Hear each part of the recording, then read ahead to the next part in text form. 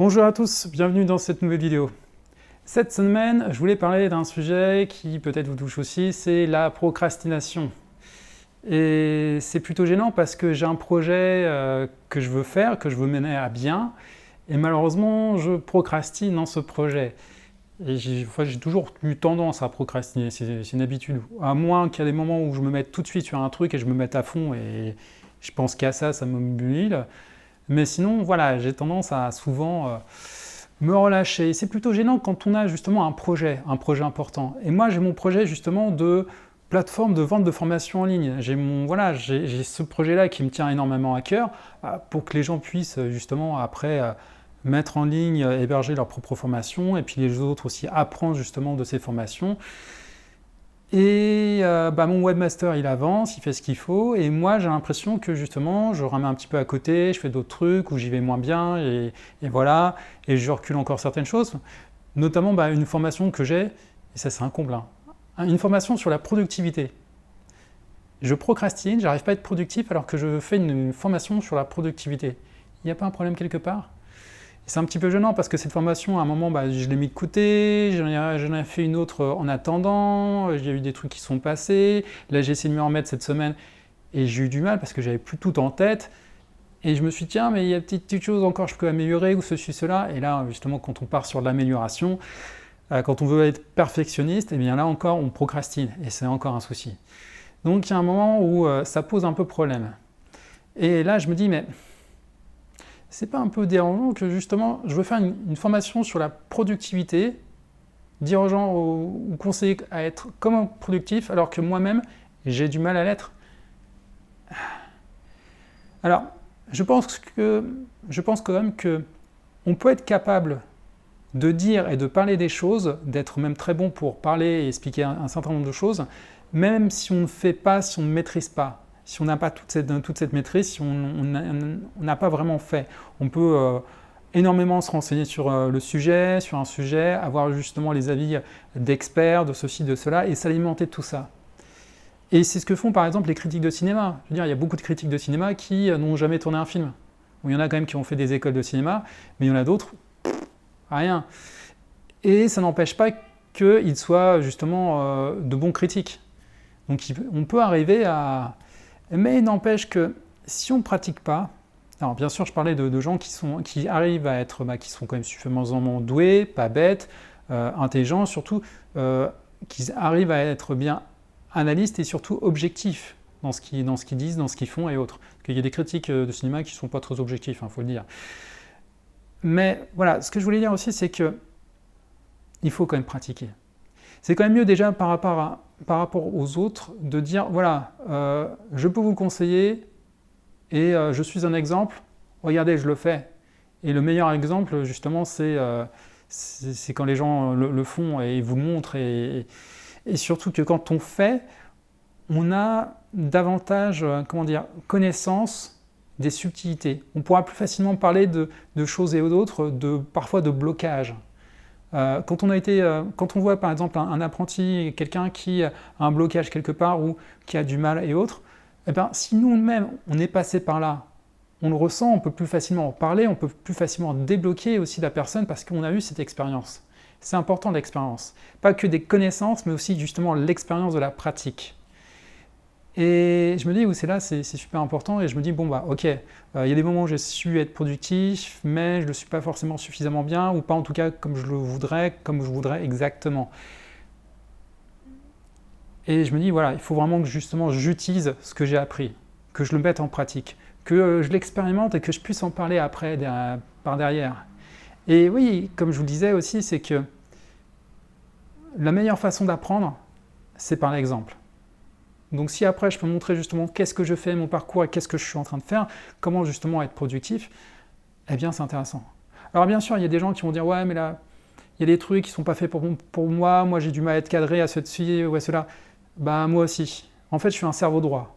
Et les cerveaux droits, ils ont tendance à partir un peu dans tous les sens. Autant il y a les cerveaux gauches qui eux sont assez carrés, qui sont assez linéaires et autres, c'est très scolaire, c'est très mathématique, c'est ceci, c'est cela. Alors que les cerveaux droits, ils sont plus dans l'artistique, dans la création, ils ont des pensées qui fusent un peu droite à gauche, qui partent un peu dans tous les sens. Et c'est parfois assez pénible, et il faut se rattraper à quelque chose, justement, des fois pour éviter de partir ailleurs, divaguer. Et quand je faisais mes dissertations de français, c'était très dur, justement, de ne pas être hors sujet.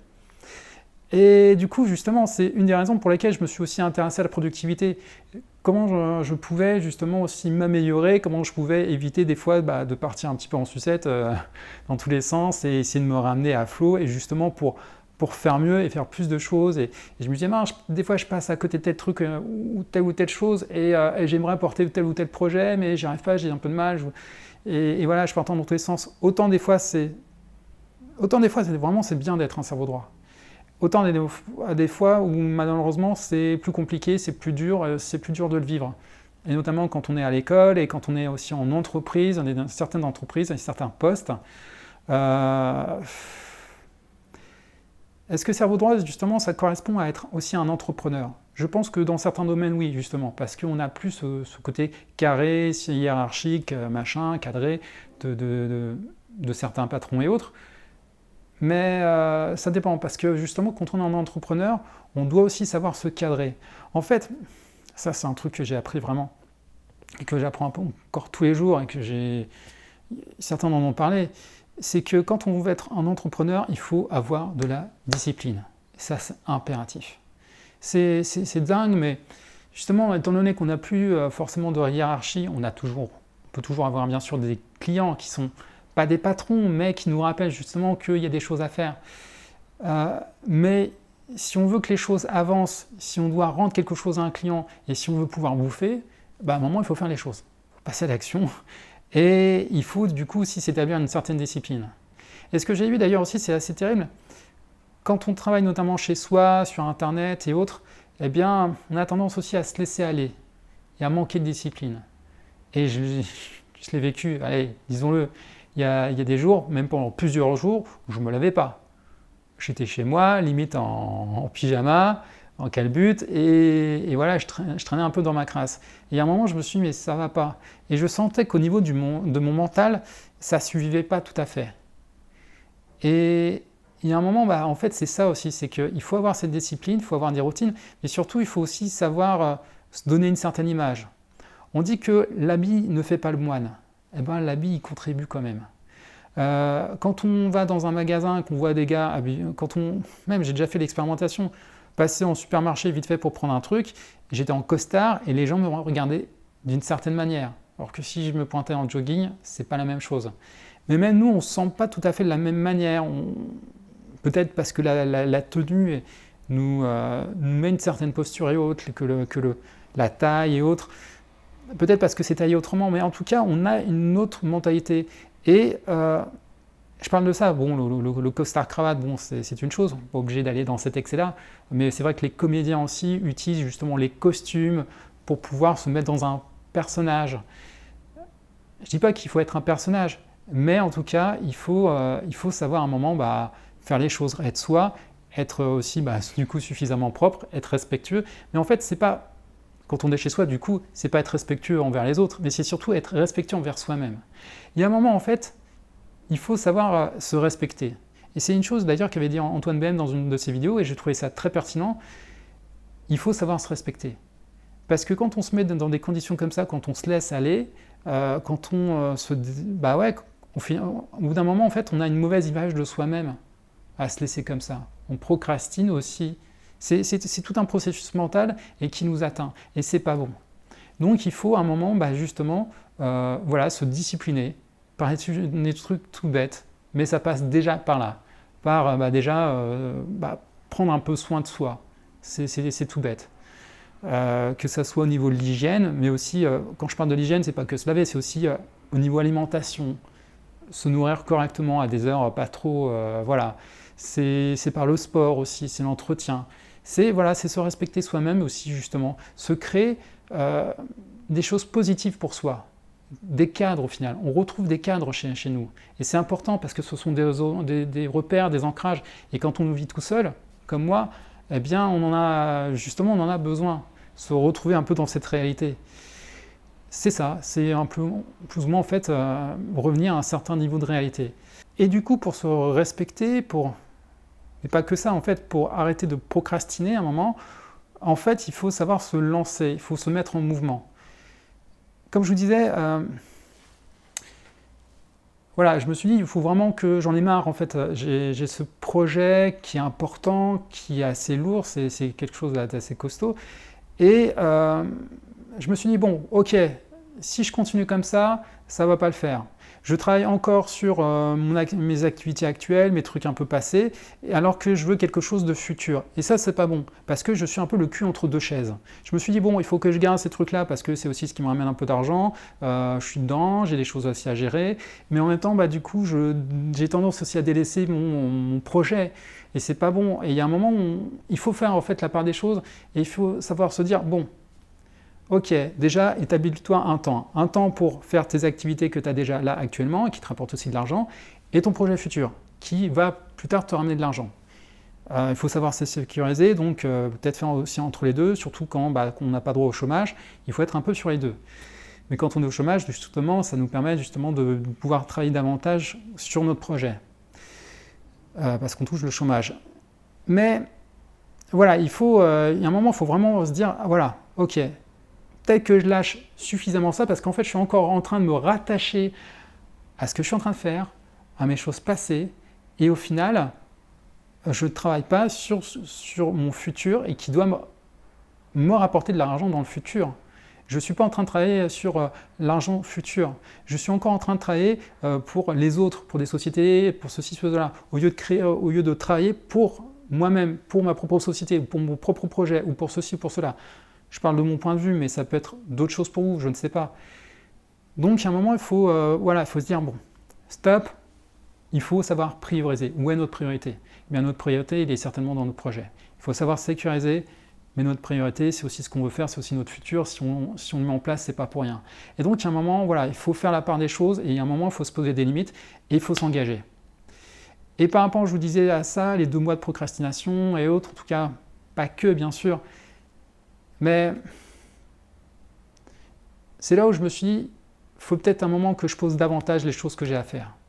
Il y a quelqu'un qui m'a un petit peu mis sur la voie là-dessus, qui m'a dit, mais voilà, tu devrais planifier, tu devrais ceci, cela. Ben oui, bien sûr que je devrais planifier. Bien sûr. Et en plus, je le sais, puisque j'ai la productivité. Et à un moment, je me suis dit, bah ouais, j'ai déjà un petit planning, comme ça, je mets sur les mois vite fait ce que j'ai à faire, machin. Bon, ça me met un visuel, mais c'est pas suffisant. Il faut vraiment planifier. Et là, je me suis dit, ok, c'est le premier jour du mois, on est le 1er juillet, c'est là où je dois faire tout le planning de mon mois. J'aurais peut-être même dû commencer avant, mais c'est là où vraiment je dois le faire.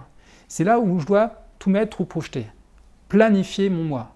Et c'est en planifiant que déjà, on va commencer à passer à l'action. Parce que si on ne planifie pas, si on a juste des choses dans la tête, eh bien ces choses-là, elles viennent, on y pense à un moment, on y pense moins à un moment, on ne priorise pas justement ce qui est important, ce qui est moins, et des fois on croit être occupé, mais on n'est pas vraiment occupé. Enfin, si on est occupé, mais pas forcément mieux. On est occupé, mais on n'est pas efficace. Et ça, c'est pas bon.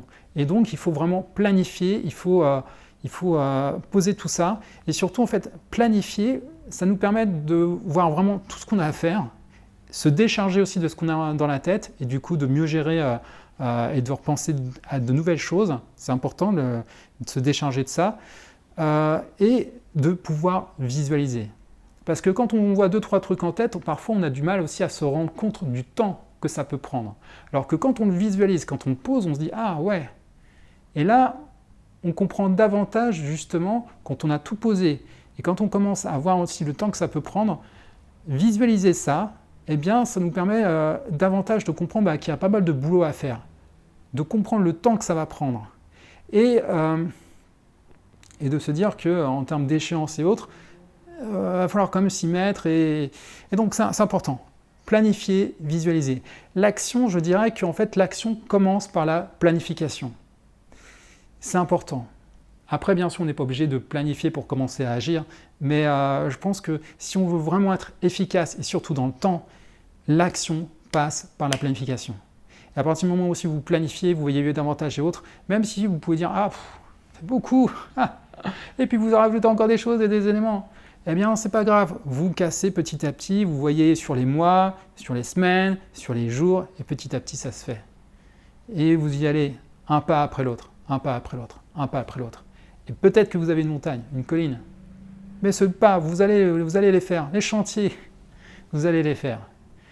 Et donc, vous voyez que planifier, eh bien, c'est aussi, c'est pouvoir avancer, c'est se mettre aussi du coup des cadres, c'est pouvoir justement faire ce qu'on a à faire. Et je pense que c'est important à un moment parce que, eh bien, quand on procrastine, on va être aussi limité. On va pouvoir de temps en temps se faire des petits hacks, commencer à se mettre en mouvement. C'est surtout ça, se mettre en mouvement. Quelque chose qui est en mouvement a tendance à rester en mouvement. Et ça, c'est super important. Mais pour arriver aussi à garder cette énergie du mouvement, eh bien, il faut mettre en place des routines, des habitudes. Sinon, ça ne suffit pas. Le mouvement, on le fait des fois simplement en commençant quelque chose. On ne veut pas trop faire, on commence. Et tous ces cadres, ces routines, eh bien, mine de rien, même les gens qui sont parfois dans l'artistique et autres, ils les utilisent. Quand on regarde justement des peintres, mais notamment je pense à des écrivains, les écrivains souvent ils écrivent pas forcément en journée, mais plutôt la nuit, dans des moments calmes, le matin peut-être très tôt. Ils font leur petit café, leur petit truc, ils se créent des petites routines pour se mettre dans quelque chose. Ça sert dans leur mental, ça leur sert à se conditionner, des petits ancrages comme ça. Et ils se lancent, et ils écrivent, et ils sont partis. Mais il faut commencer à écrire ces premières pages, ces premières lignes. Et là, ça me fait penser à une petite histoire. L'histoire d'un gars qui était un professeur qui était en train de corriger des copies. Et puis, à un moment, il laisse un peu vaquer un peu son esprit et il regarde sa feuille et il voit qu'il a écrit quelque chose complètement différent. Il a écrit « Dans un trou vivait un hobbit ». Oh, Tolkien! Il a commencé comme ça. Son esprit a divagué. Et de cette petite phrase, de ce premier geste, ce petit lancement comme ça, de cette petite étincelle, il en a fait un livre. Et il s'en est pas arrêté là. Donc, vous voyez qu'il y a des moments où il faut simplement lancer quelque chose, une sorte de pavé dans la mare, lancer un petit mouvement, et petit à petit, si on veut bien le suivre, c'est aussi se hacker, eh bien, on va continuer. Mais pour pouvoir continuer dans le long terme, il faut l'entretenir, et la motivation ne suffit pas. Il faut se mettre des cadres, des routines. Voilà. Et ça, c'est super important. Donc, dans tout ce que je voulais dire, c'est que pour faire mon projet, et pour faire d'autres choses, eh bien, j'ai besoin de me mettre à l'action, j'ai besoin de planifier, j'ai besoin de me cadrer.